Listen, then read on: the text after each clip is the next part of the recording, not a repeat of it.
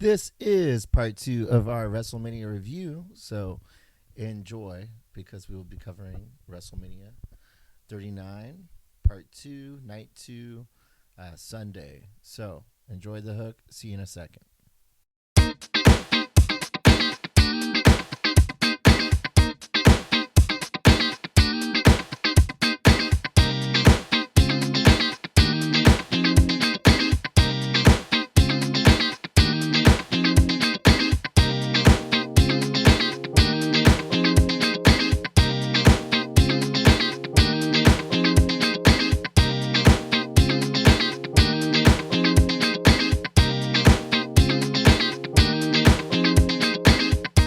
What is up? How's everything going? This is going to be my take on night 2 of WrestleMania. So this was Sunday, and WrestleMania went Hollywood. We had Liv Morgan and Raquel versus Natalia and Shotzi versus Ronda and Shayna versus Sonya Deville and Chelsea Green in the WrestleMania Showcase match for that evening. Then you had Brock Lesnar versus Omos, Edge versus Finn Balor in a Hell in a Cell match, Gunther versus Drew McIntyre versus Sheamus for the Intercontinental Championship, Bianca Belair versus Asuka for the Raw Women's Championship, and the main event, the moment everyone was waiting for, Roman Reigns versus the American Nightmare, Cody Rhodes. And that could not have been more sideways. Not the entire match, just the end. I'm going to save it and talk about these other matches. So it's funny, the poster doesn't have these matches in the order that they happen.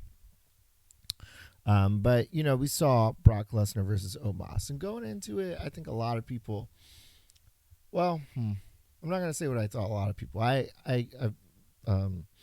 on different, like, groups on like, all across the platforms, Twitter, Facebook, and stuff, for, you know, wrestling. And for some of the groups that I saw on Facebook, also, if you hear a police siren, I don't know what's going on in the neighborhood tonight, but my window's open, and it's really annoying. Like, why can't people just be quiet? You know, someone had an ATV. You can hear that in the previous recording, and you know, maybe the cop is trying to get that person now. But anyways, so like, I saw mixed expectations for Brock versus Omos. I saw people that, you know, didn't think Omos deserved it, or that it wasn't going to be good because Omos was in it.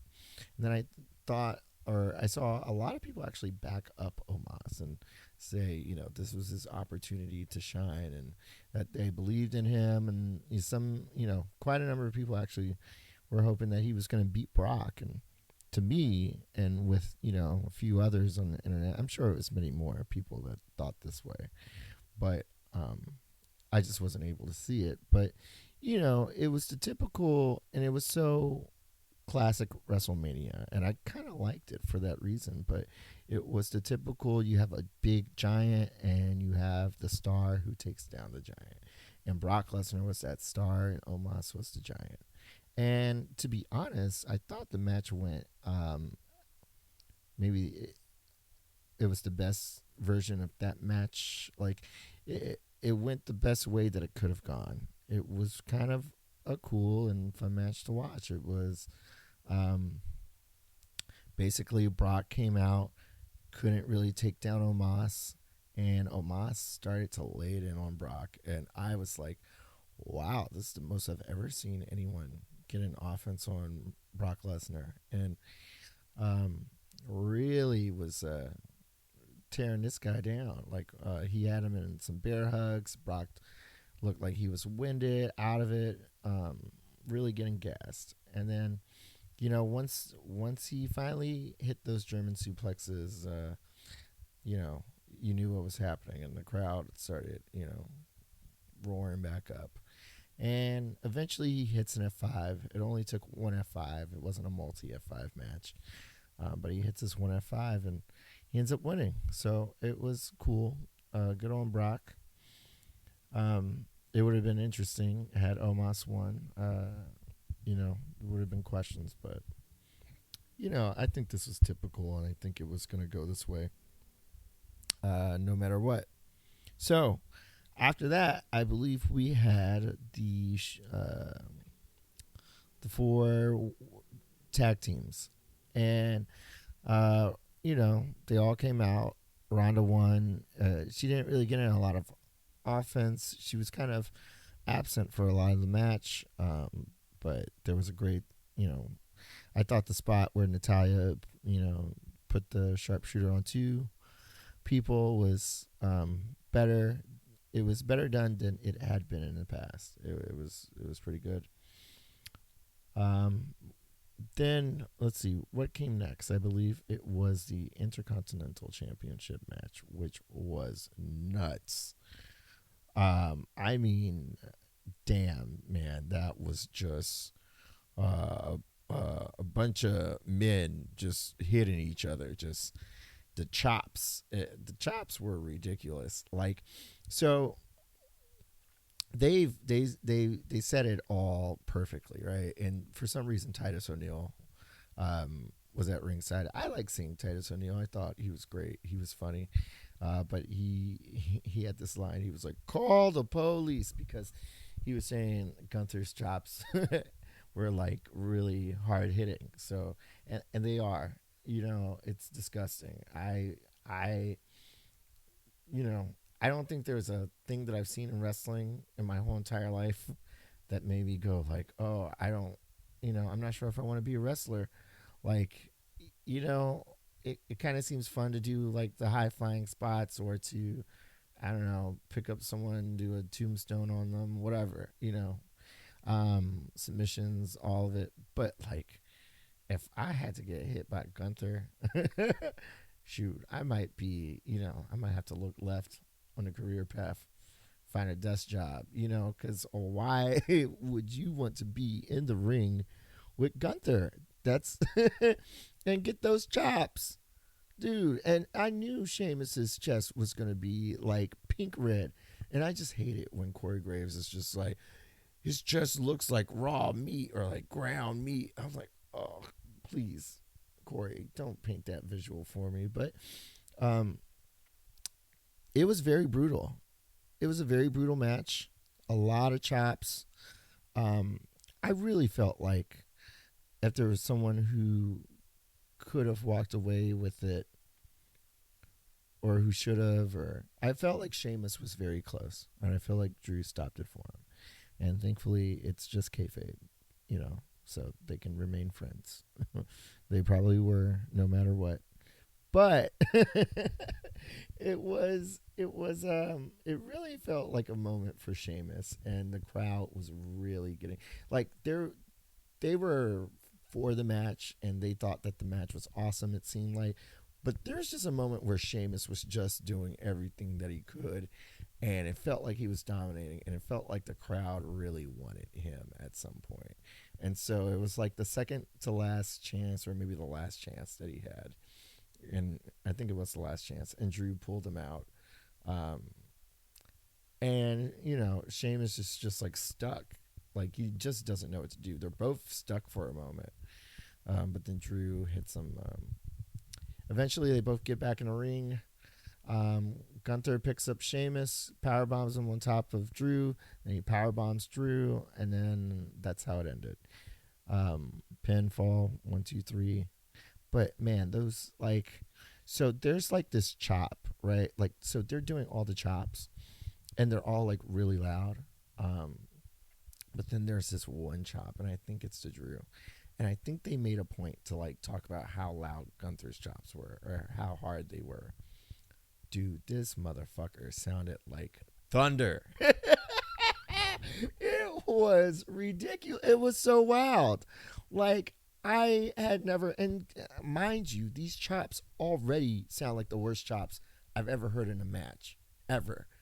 So the fact that Gunther outdoes the worst chops I've ever heard with this one, it's like that thunderstorm in the summertime when it's like, damn, that's some loud thunder. And then you hear that one that's just like, okay, I quit. Like, like, you're in disbelief. And there was just one particular chop in this match. If you watch the match, you'll know what chop I'm talking about when you hear it, when you come across it. It was just brutal is an understatement. It was scary, is what it was. I was, I think Triple H was later like, this is why I don't do this anymore. And I was like, damn right, you can't with that, heart incident you had um, last year or whatever. So, man, what a match, and they did a great job, all three of them. So, I believe after that came Bianca Belair and Asuka, and I thought it was a very special match. But before you get to the match, I mean, man, I think in night one I talked about a bit about when Charlotte and Rhea came out, how stunned I was at the entrances and how beautiful that stage was and how it really, served everyone. And Asuka, came out with her masks, and I thought it was really cool to have the five, and the one that you didn't know was her until you got to the very end. Um, but man, this deserves like a episode in itself. Just the special beauty of what Bianca Belair did by inviting this dance troupe. What was it, Divas of Compton? Um, was like a dance group for girls in inner city Compton, or um, Triple H would go on to tell us something that we didn't know at the time. But basically, before Bianca even gets out on the stage, there's this dance troupe that comes out. Um, it's just like how many was it? It was maybe like 20, but it was just like bringing it. They were you know, it was like hip hop dancing. They were dancing on the stage, and they were just all so good, and it was just a great moment to like showcase black excellence and like black girl magic, and have all the dancing, and like it was so wonderful to be able to have that moment of representation. But to see it was like, I was in awe, because you're just watching WrestleMania, and of course you expect great things or amazing things to happen, but it was such a message. It was powerful, and it was like, for Bianca Belair to call herself the best, you know, this company holds her up in a pedestal, and in a way, it was such like saying that this greatness that I have, this black girl magic, this black excellence, this like excellence that I have, it's like abundant in, you can find it in so many places. It was such a nod to like, just, it was such an inspirational moment. And and the girls were just out there kicking ass when they were dancing. It was amazing. And then Bianca comes out. So there's this little one. She's like the littlest one. And she does this contortionist like thing where um, she rolls, and then her legs are like above her head. Basically, she's just rolled up, and then she rolls out of it, and you have to see it. It's like some contortionist type of stuff, but basically, she gets up, and then Bianca gets out there, and then they both take their braids and they start swirling and twirling, and I did not know this moment was going to happen, but I thought it was just so, oh my gosh, fantastic. As Bianca starts coming down for the match, the girls start coming down too. So this beautiful spectacle that you're seeing, like, across the stage, is now across the ramp, and you're just seeing all these young black women just like behind Bianca, and she is just like leading this way, and it's just like there's gonna be so many of them now. Like it was just amazing. And I hope that a lot of people can see that and grow up, and I hope that the representation really, like, inspired people out there. It was motivating. It was really cool. Obviously I love it. Um, so there's more. There's more to that. And you gosh, I didn't want to talk about one thing for so long, but during that media scrum after WrestleMania ended, Triple H was discussing about, and I tell you, this is the most, like, I haven't seen Triple H get this teary eyed, but he was visibly shaken. And basically, what he revealed to us was that during that time, there was something that none of us saw, which was the girl who was the contortionist, the little one. Her mom actually died that morning, and it's super emotional to know that they're out there being excellent even in hard times such as that kind of, she's so young, and that's just horrible news. She's not gonna grow up with her mother. And boy, to really have that moment on that stage and to go ahead with it, um, and Triple H was saying it's because she really wanted to really be there for that moment. And so it was such a great way that troop could be elevated, that WrestleMania could be elevated, that Bianca could be elevated, that match could be elevated. And so he recognized, like, you know, I think everyone recognized at that moment just the synergy of support, um, between that troop, between the company, and between Bianca and Asuka and that match. So, it was like way too. That was like, I can't believe you dropped that on us, And kudos to her. She's a hero for doing that in that moment, Um, show must go on, and the show went on. I forget if this came after. I believe this came right after. So I didn't talk about the match. The match was brutal, and the match was wonderful. And um, the interesting part about it, dang, I can't believe I talked so much about that entrance. I mean, I can't.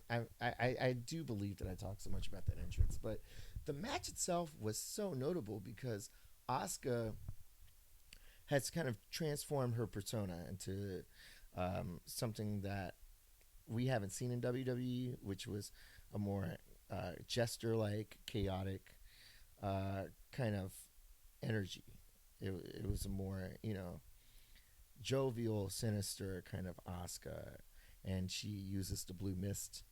Um, that so man, what you won't get is it wasn't typical, and I didn't come in expecting, like, I didn't know what to expect of that match. I fell in love with it like immediately because they showed you a form of storytelling in that match that was just incredible. The jovial, sinister Asuka was not really allowed to come out. It wasn't allowed to be there because as soon as the bell rung, Bianca ran and just started beating her. And I'm talking about not just like punches, I'm talking about using power moves. Like, very quickly into that match, they're outside, and Bianca lifts up Asuka for a power bomb, or she gets her in a power bomb position. I thought she was going to slam her into the table because you see that spot happen all the time. She bammed her.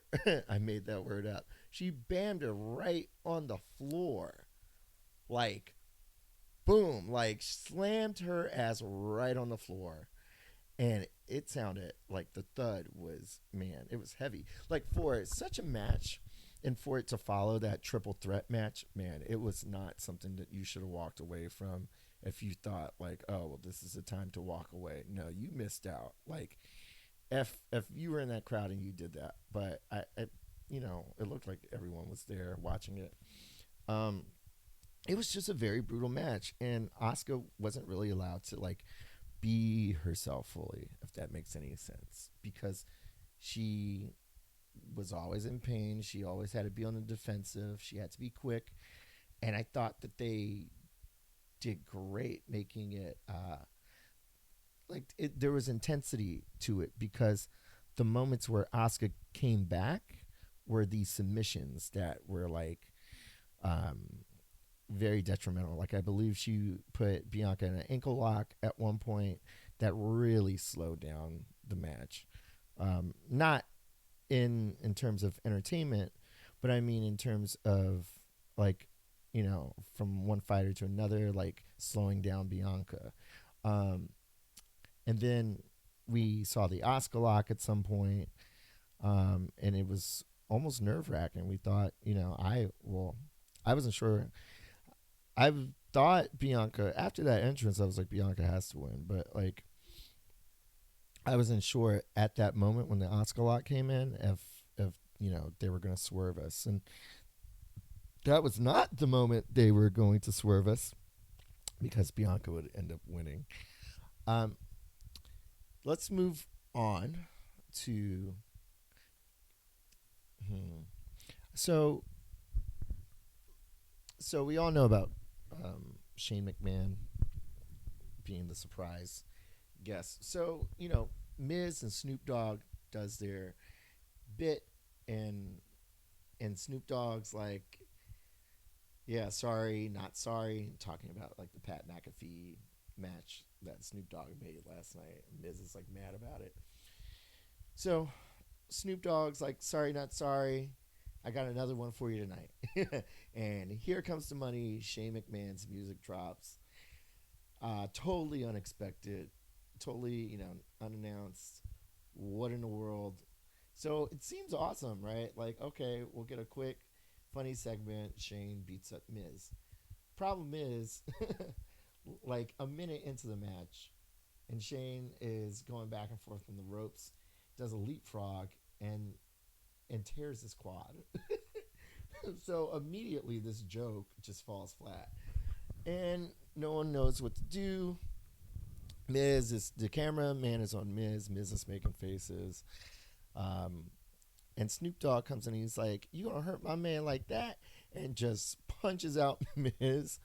And so he punches him twice, and so they improvised the match where Snoop Dogg is now fighting the Miz.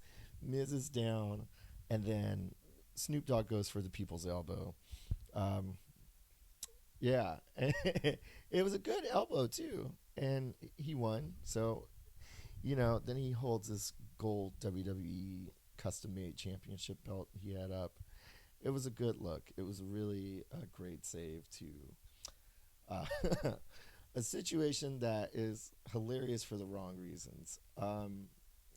It was out of nowhere, and you know things happen. We have Edge versus Finn Balor, and these entrances were amazing. The only thing is, so I mean, I guess there was speculation on whether Gangrel was going to be there earlier, and if uh, someone I saw like tweets that Tony Khan gave Christian the green light to be there. So I didn't know if the full brood was going to be there. They definitely used the word brood because you saw brood Edge in dripping blood all across the screens and the trons and everything. But no Gangrel, no Christian. They were kind of there in spirit because Edge's jacket on the back had this Lost Boys looking patch with him, Gangrel, and Christian. So that was a really nice nod, and they made sure to show that. But um, Edge comes out of the ground with this like mirror mask, and he lifts his arms up. Now I don't know how it looked in that arena, and I still think the entrance was awesome, especially because the flames are coming out. But like the wings that Edge had on, come on, those look so hokey. They looked so. They were giving fifth grade Halloween costume. They were giving. They were definitely giving that, and and you know, I thought the mask was cool. What I really wanted, I thought What would have saved the wings for me personally is if he was attached to something and he would have floated the air. And I thought that would have been awesome, but um, too much. I don't even know, because it's so outdoors. I don't know how you even would have attached something like that to him. But then Slayer's playing, and that song, man, was so hard. It was like it came in, and the drums, and the man, it felt like someone was talking about something. And then Edge dips his head down, and all of a sudden it comes back up. You think you know me, and his alter bridge or whatever the band is that does his his new age music plays, and he's been doing that um, the double entrance for special occasions for a while now. I really would have loved it if they just let that song ride out, or if they had done the double entrance, but then the Brood music actually starts playing. Like, I don't know. Maybe it's because I'm not like the biggest fan of that song. I think it's a good song. I think it's kind of a great song. I don't know. I could also hear something else too. Um, Finn Balor came out. He had the demon pain, and there's something about when Michael Cole said, when he puts on this war paint, it like changes his personality. Ah, like why? Who is telling him to say that? Like the whole point is like he's trying to suspend my disbelief, and you're telling me about like war paint and like him becoming someone else. I'm trying to believe that he actually is someone else. Not like, oh, this is just an adult man who just dresses up and like feels a different energy. And, that's not what I want to hear. And so when Michael Cole knows how to ruin these things. Like, he's not great at this particular thing. When it comes to Bray, even back when like Broken Matt or Woken Matt came out, like, maybe he should just like, I'm not, he's been doing this for a long time, but he isn't good at that. Despite him being able to do this or despite him having done this for a long time, he does ruin anything that is like gimmicky that is beyond disbelief. Like, thank goodness the Undertaker isn't like up and coming right now because he'd probably like say something that sounds awful for that too. He wears black because like Michael Cole just those moments. I want more. Just believe in it, Michael. Just buy into it so we can buy into it. Because when you don't, you can't unhear those words. That match went on, and I just felt like I was looking at a grown man in paint. And it's because of what you said, Michael. It's because of what you said. Like, I was not there to see a grown man in paint. I was there to see the imagination, the creativity, whatever that wrestler was supposed to be selling me, and I would buy into it as much as I could. But man, when he said that, it just threw me off a little bit. Anyways, the entrance was awesome. The match was great. It was it was great, but like it was great because it was entertaining to see Edge and Finn in a cell. There, there were there was a problem where Edge chucks a ladder at Finn, and Finn Balor gets busted open, and they had to stable him like right there. But the camera wasn't on him, and so they were actually trying to like clean him up, figure out if he was okay enough to finish the match, how to stop the bleeding, and so that took some time. And Edge had to like improvise, and even still, it was like pretty timely. So this was like the second time in the night when um, when the camera crews, had to do some quick thinking. Um, and yeah, I mean, I I want to say that it was so exciting to see both of them. That no matter what, it didn't hurt the match. And you know, Balor did a really nice coup de grace off the wall of the cell. There's like a little platform halfway up that he jumped off of. There was carnage. There was a lot of kendo sticks. I believe 2 tables were broken, one for each man. Um, so yeah, it was a fun match to watch. It was worth it if you want to go back and watch it if you haven't seen it. Um, great time so far in this WrestleMania, and then we get to the main event, and this is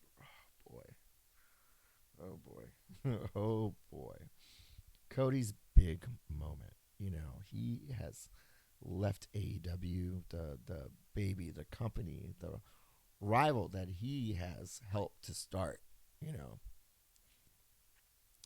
um, you know, and he is back in WWE, back home after being such a disruptor, and really proving after a bleeding pec and all of this jazz that he this is his birthright, and he's really giving to this company once again, and he's willing to bleed for it, he's willing to sweat for it, and he's doing it for his family name and for his father, the American dream. you know and the promo work up to this point has just been some of the best ever. One of my favorite lines through this like journey was when he's talking to Sammy, and he's like, put it, he's talking about God mode. He's like, God mode, put it on a t-shirt. It looks real good, but Roman Reigns is a man, Sammy. And oh, oh my gosh, when he said that, man, I tell you, man, this man is a beast in these promos, and like the work that he's done, pouring out his family name, his father's name, his heart, everything on his sleeve to make this moment the biggest moment, like in WrestleMania history. Biggest moment, and taking down one of the biggest competitors ever. So he comes out. Oh boy. Oh man. He comes out, and it's a wonderful entrance. All the entrances are great. There's fireworks. It's big. At this point, it looks like how you would imagine it too. No surprises. They're just big. They're great. Worthy to go back and watch. He comes out. He doesn't go right into the ring. He goes along ringside. You see him wave, and the camera turns, and it's Brandy. It's his daughter, and it's John Hubert's son, -1 from AEW. There's some Forbidden Door for you if you wanted it. Was Amanda there too? I think Amanda might have been there beside -1, and his mom too. Cody's mom was there too, and he picks up the baby, and he kisses her, and I just imagine he does, and he tells the baby to wave to the audience, and the baby waves for like a second, and then like goes back and like retreats in his stroller because she's shy, and oh my gosh, this is just the night, right? Cody takes off the belt with all the promotions he ever worked for and gives it to John Hubert's son. Um, and then he gets in the ring and he gets ready for Roman. And Roman comes out with Solo and Paul Heyman. And the match begins. All the shenanigans, of course, happened. And also, just a quick pause, just a shout out to that ring announcer. Um, I don't know her name, but she was phenomenal all night. And I'm pretty sure she thought it was awesome to be a part of 2 women's matches that made history by being the first two women's matches in history for a women's championship. Both competitors were women, and the announcer was a woman, and the referee was a woman. Um, I don't care what anyone says. That's really awesome. And so, um, there has been some money behind the whatever that saying goes about backing things up, and WWE really has been um, doing a good job pushing women's wrestling forward. Um, But this announcer, she really put in the gusto when she announced both of them, especially Roman Reigns. And, it's annoying to see Solo now, after the match has started, interfere. The trip up with the leg and the belt across the back. We never really saw, the cameras never pointed to Solo when he took the belt away from John Hubert's son. I believe it was the same belt, which I thought would have been a really heelish moment to see and to point out. Um, I don't even think Michael Cole, like, or any of them really noticed. Like, they never pointed out that he had to take in that belt from -1. They just mentioned that he used it on Cody. So he gets ejected because the referee hears the smack of the belt. And then Cody's doing so great that the Usos have to come out. And it's just like, man, give this man a break. We're trying to, it's like, oh, we love it so much because they're telling us this story. And I think even the peak, marker nerd, like wrestling fan and, all of us who like knows that this is a story, is really starting to really like, we're not worried. We're just like, yeah, this is the story that they're telling us. Him fighting through the adversity of being outnumbered, and Kevin and Sammy comes out, um, takes them away, and of course that leaves Paul left, Paul Heyman, but you don't know how or if he's going to interfere. Um, you figure maybe, but the two start going now after the Usos exit the ring because of Sammy and Kevin. Now they're doing their big moves, right? You're seeing spears, Superman punches, and the Cody Cutter, and Crossroads, and the kickouts, and it's really feeling like the big. I would say at this moment, it felt like the big match that we needed to see on Sunday, and at that point, anyone who ever said that Cody couldn't be a main eventer was just plain wrong, right? Like, it feels so good to say that because it's true. Like, he main evented WrestleMania so well. He did such a great job. Spectacular, and finally it gets to the moment where, oh yes, it's time for Cody to win. So he picks up Roman and he gets Roman in the first, and after he does the first crossroad, we've seen this before, so you imagine it's going to be the trio. So he picks him up for the second one, and Paul's up on the ring, right? So there's a problem there, but he hits him with the second crossroads. Now he has him up for the third, and get ready to cry. Yep. It's just by me saying that, what has happened.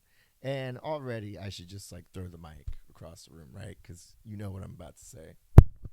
Man. So there's a moment where he is just standing holding Roman, and he's looking at Paul, and we're looking at him or them like, why don't you just hit the third crossroads? And my brain stopped. My brain stopped because, see, it was hard to process what was happening because the moment I saw him get closer to the edge of the ring, I did not know exactly what was happening because it kind of took a moment. But after like a second of him standing by the ring, like a split second right before they change the camera and Solo reveals himself, my mind went numb, and I was in utter. I wasn't in utter disbelief just yet because I didn't know how to process what I in the back of my head. The back of my head was like telling me what was happening. And the camera look goes over to Solo Sokoa, who came back in a hoodie, spikes Cody Rhodes, Roman Reigns out of the crossroads positions, runs to the rope, runs back. Cody standing in the middle of the ring, spears Cody. 1, 2, 3.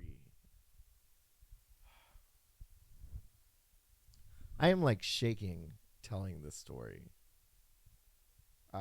because it is just so horrible. It is so horrible. It's so bad. And I cannot believe that this is what happened. Like, when he didn't lift up the shoulder, man, I just cannot believe it. I just can't, even still.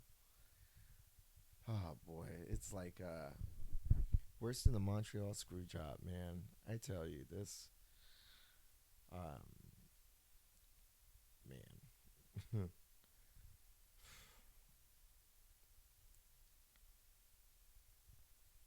Talk about deflated.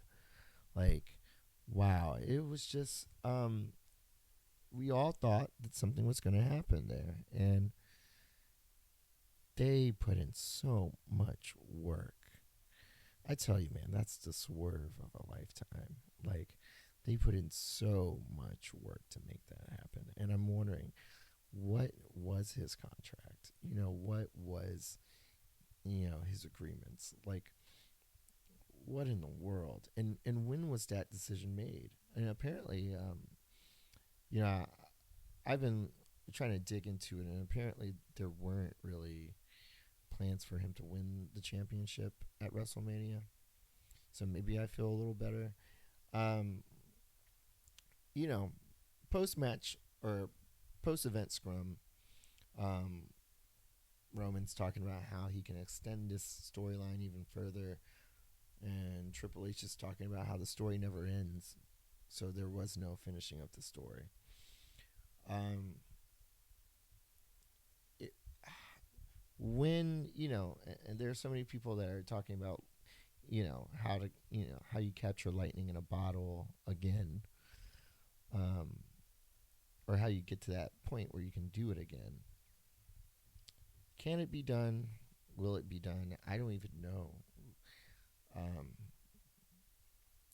we have to wait now for Raw after WrestleMania to get a glimpse and see what's going to happen. Is there going to be another chance for Cody? And it's just like after he's poured out so much about his dad and the Rhodes name in wrestling, you kind of really do want to see him win it. And I think he deserves it. Um, he's done a great job. He's done a great job of making himself a big name, and he's over by the crowd. He does these great classic things, um, you know, that a babyface does. The way he interacts with the audience and gives his belt out to the kid, and the American hero. Cody Rhodes, just man. Oh, couldn't get it done Sunday. Um, what booking, man? I tell you, it's weird. We'll see. Um, based on the post event scrum, apparently we're supposed to be down with this. So, I I don't know. Basically what Triple H said was, you think you wanted it to go this way, and you think it would be better this way, but you don't know that, do you? Um, because it might have gone that, or like what you want it to happen might have happened, and then things might not have gone the way that you wanted them to, or things that might not turn out afterwards the way that you want them to. And I don't agree with that. And I watched a good portion of his scrum, like I said, because he's my favorite wrestler. I really enjoy hearing him, seeing him on screen, and I got through a lot of that scrum or his part of it, um, to where he was taking questions. But it was at that part I was like, okay, yeah, I'm over it, because I think we all know that it would have been better if Cody had won in that moment. Now, F Roman, F the bloodline, F creative can do something to convince me otherwise, we will see in time. Um, because if they can do that, then the answer will change, right? Then what happened on Sunday really was the best thing to happen. Until then, I believe that it will be the case that it wasn't, and Cody should have won, and that was the call. A lot of people feel that way, and I don't think a lot of people are wrong. But you know, I guess we have no other choice but to trust the process now. I'm not sure if I like that feeling um, of just having to see Roman.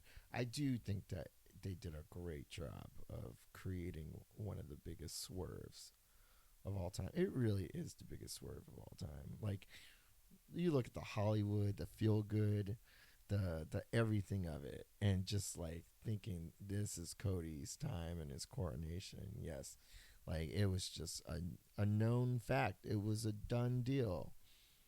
And man, they kept the belts on Roman. Just man, 1, 2, 3. Well, that's all we will see at the Bloodline. If WWE Creative can turn this around, we'll see if Cody ever holds the WWE Championship. We'll see if and hopefully when he does, if it will be as exciting as it could have been if it happened last night on Sunday. So really, hopefully it is, but there's no way to tell. There's no way to know until we get to that point, and until hopefully he gets the belt, and then we can say, man, they should have just did it then, or hopefully we say this worked or this worked out, and I really hope that it ends up working out. So that was WrestleMania Night 2. And I thank you for listening to this review. I tell you, it was, I don't know if I've watched, when's my last time watching it? I guess I've watched all the WrestleManias in recent years, like the past few years. Um, wrestling is wrestling, and, people have lives, and you do real things with them. But I have to say that this story and just all the work that they've been doing, it really was an emotional WrestleMania. And it was as emotional as it could be for me. Like, it's not going to. I don't know, what. I think I said it. I said what I said. It was surprisingly a bit emotional, and was as emotional as it could be for me. And I thought that was just great. It was a great time, and the company looks good, and it was really a pleasure to. It's I'm really, I have to say, thankful for all of those performers that are out there, just doing a great job, and um, spreading positivity, and putting their bodies and all of themselves on the line to entertain all of us. So it was a job well done for everybody who was there. So also shout out to Bobby Lashley. We didn't forget you. He really wanted a match, but at least he got to come out. So that was cool. All right. Other than that, oh yeah. Also, shout out to Stacy Keibler too, because she still got legs. All right. That's it. I'm gonna call this one a wrap. But thank you for listening. If you had, what a night and what a weekend. All right. Peace.